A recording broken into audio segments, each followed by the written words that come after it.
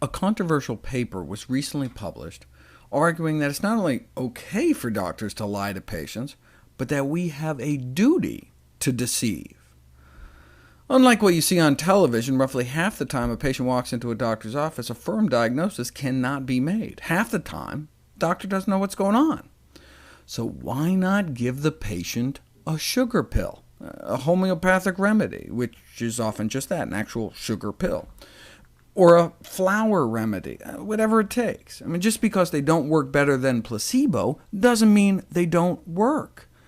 Certainly safer than prescribing an actual drug. For 1,000 years, the action of the placebo has made vast numbers of patients feel better, so why stop now? So what's happening here? There are a couple of theories that try to explain the placebo effect. First, there is regression to the mean. Mr. Martin, like most of us, thinks about treatment when his symptoms are particularly bad. He goes to see a doctor and soon after feels better. If we look at the natural course of many illnesses, we understand that pain, over time, comes and goes in swings and usually regresses to the mean. We don't know if the doctor or placebo had anything to do with the improvement. Then, there is classical conditioning. Most treatments, including vertebroplasty, are delivered in a context of rituals that include social signals, physical cues, and verbal suggestions.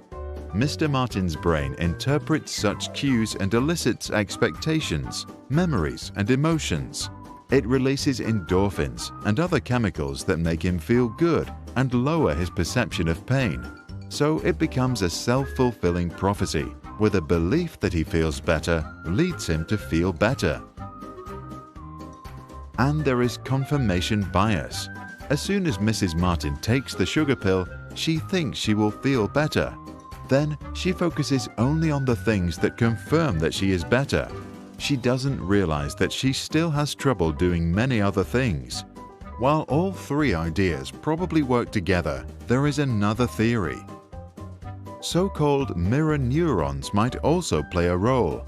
A new and growing body of evidence points at brain cells that mirror behavior. The cells fire when one acts and when one observes the same action performed by another.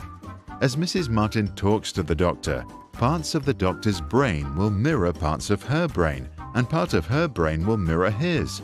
As a result, the structure of her brain changes, and she feels less pain.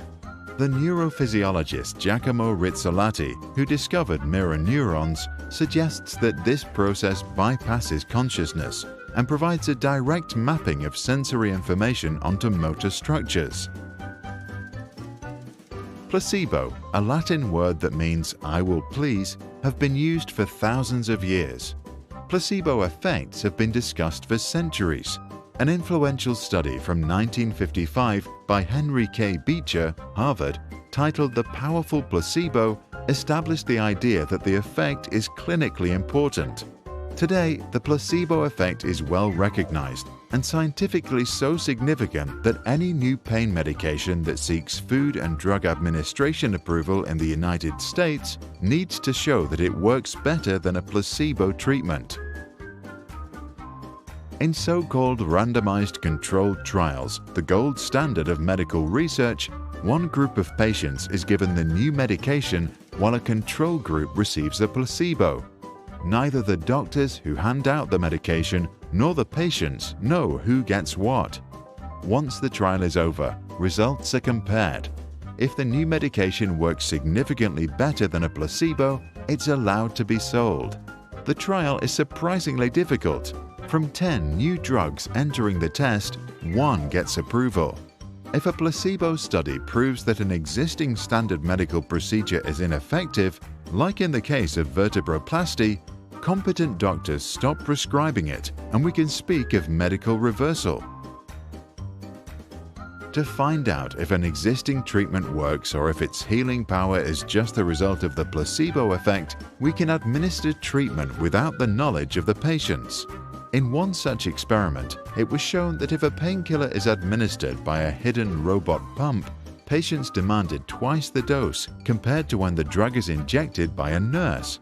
This would suggest that if a patient is completely unaware that treatment is being given, the treatment is just half as effective. The placebo effect counts for the other half.